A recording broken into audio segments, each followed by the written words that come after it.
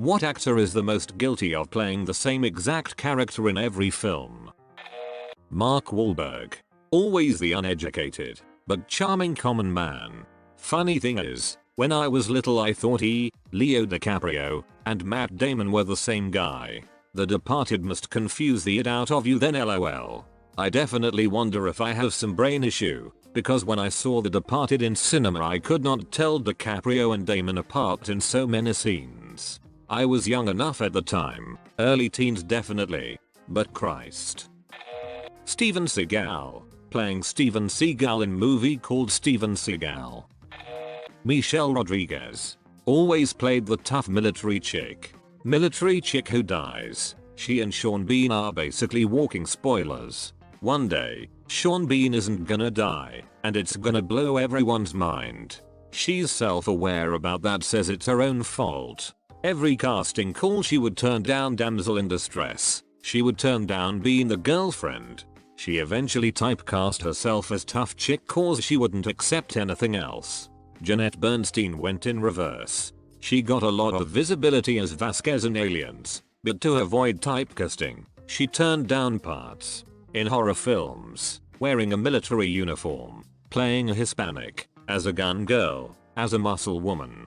Soon the offers stopped coming. She spent some years in Spielberg's unofficial repertory company, and now designs and sells large size bras. Well, if all my options were more tropes than actual characters, I'd pick badass every time. Katherine Heigl. An uptight, controlling, workaholic, but learns to be a little more easygoing by the end. Heigl, who somehow starred in almost every movie about an uptight, prudish workaholic lady whose every problem was solved by a dreamy guy's peanuts. I always knew Seth Rogen's hog would make all well. Are you James Franco? She crashed from A-list to D-list pretty hard after pissing off a lot of Hollywood. Oh, what did she do? Kevin James. Any Kevin James film is instantly a Paul Blart Mall Cop spin-off in my mind now, which itself is just a spin-off from King of Queens. I think of every Kevin James role as Doug Heffernan in Witness Protection. The Rock. He's an ex-military police that is now a butterfly collector, but then he has to save the world. I'd watch the frick out of that movie. I can already hear the trailer. He tried to leave a life of violence behind him. Then, they took the woman he loved. This summer, Dwayne "The Rock" Johnson in The Butterfly Game. PG-13. Dwayne "The Dwayne Johnson" Rock Johnson is the lepidopterist. Except pain and gain. He just plays a mentally deficient bodybuilder. Kevin Hart making and receiving jokes about his own diminutive stature is a given. I think the fact that I can't remember a single one of his characters' names speaks for itself. A lot of comedians that become actors seem to just play themselves. They've probably spent their whole career perfecting a particular persona and people just write them into movies. Bill Burr worked really well in The Mandalorian, because we've never seen a Bostonian in Star Wars. Star Wars. I wasn't a stormtrooper, asshole. Stormtrooper. Rebel Wilson. She was good in Jojo Rabbit, because it was a minor role and had good writing and direction. And her whole shtick wasn't hair dare I'm fat lol. I'm starting to really like Taika Waititi quite a bit. Ragnarok was one of the best Marvel movies. Jojo Rabbit was excellent. And I just saw Hunt for the Wilderpeople and it was another great movie. I highly recommend What We Do in the Shadows if you haven't seen it already. Deacon. I think we drink virgin blood, because it sounds cool. Vladislav. I think of it like this. If you're going to eat a sandwich, you would just enjoy it more if you knew no one had fricked it. My dad complains that Mark Ruffalo always plays a guy going through it, whatever that means. 13 going on 30. Can't remember the rest. But I always picture Mark with crow's feet, squinted eyes and hand rubbing the back of his neck. It's like squints and rubs the back of his neck. He was made for this. I don't know Tony. It's because he got that internal screaming face. I can't even remember a role where he doesn't play a guy with anger management problems, pain addiction problems, identity problems or other problems. Life is pain. His role in Eternal Sunshine of a Spotless Mind is kinda different, but Pete Ruffalo in my opinion is his spotlight character. Don't know his name, but he's a Spanish, Mexican actor who plays a gangsters in almost all his movies. Pretty sure his name is usually Hector too. Bald head, white tank top, goatee I think. You guys know who I'm talking about. Noel Guglielmi is his name. LOL at his credits. Gang leader. Gangbanger number 1. Inmate number 1. Latino convict. Latino thug. Bar thug number 2. Hood. Cholo number 2. Ex-prisoner. Rooftop hood. Hector. Hector. Hector. Hector. Hector. I'm laughing my ass off at Hector. You guys remembering Troy and Brad Pitt? Achilles calling out Hector for what felt like half an hour? Yeah, out comes Noel Guglielmi to the utter confusion of everyone involved. LOL. But I'm sure he got pissed off for not getting the Cholo number 1 credit. The guy who had a monkey jump up his ass in Bruce Almighty? If so, I know who you're talking about. Seth Rogen. He plays Seth Rogen on every possible movie. Even as a sausage he was Seth Rogen. Even managed to play himself in the new The Lion King movie while playing a warthog. In that one Steve Jobs biopic he was a bit less Seth Rogen though. And it was the best acting he ever did. Seth should be at the top. I mean even in Green Hornet. Still a stoner type. Freaks and Geeks he even played the same role. Jason Statham. I once heard a comedian say that all of his movies should just be numbered. Jason Statham 9. He fights a shark in this one.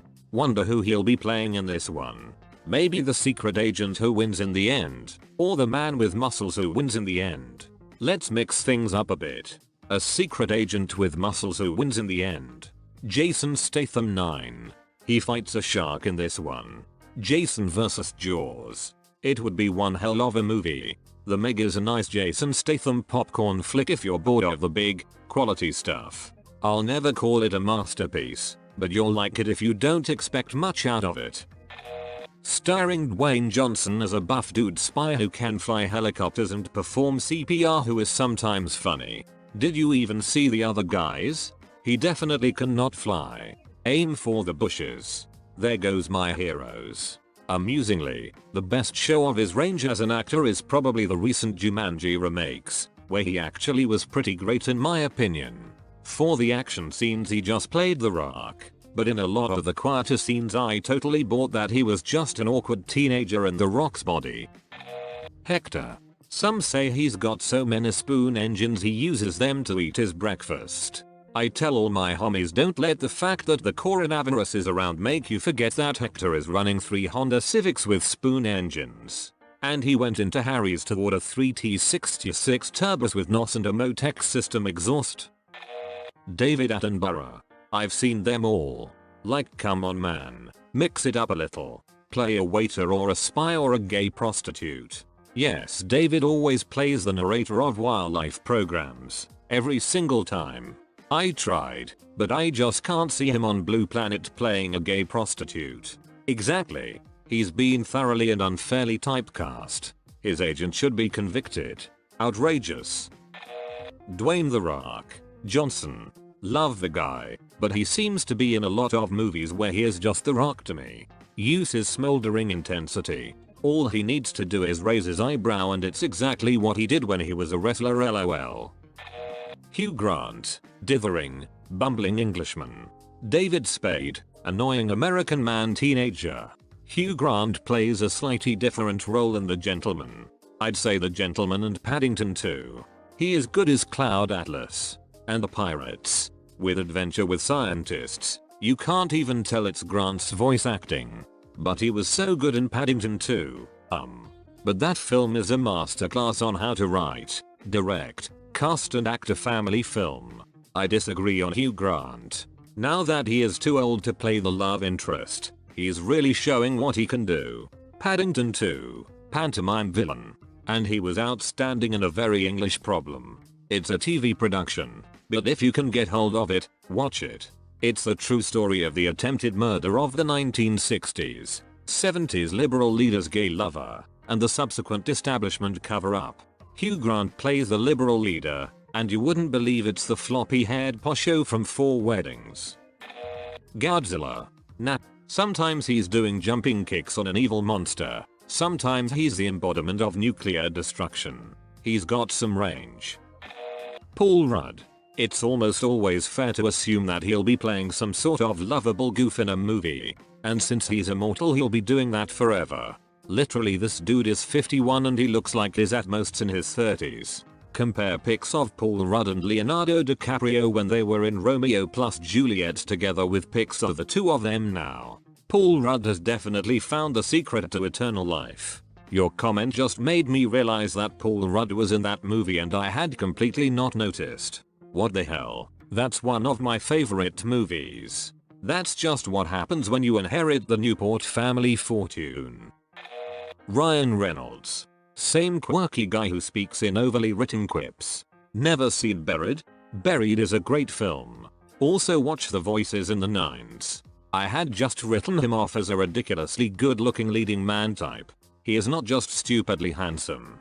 He can act and his comedic timing is pretty good too. Oof, that movie fricked me up. Freaking cool movie. That's the one that made me a big fan. And he played a dad of a kidnapped girl in another film. Super serious.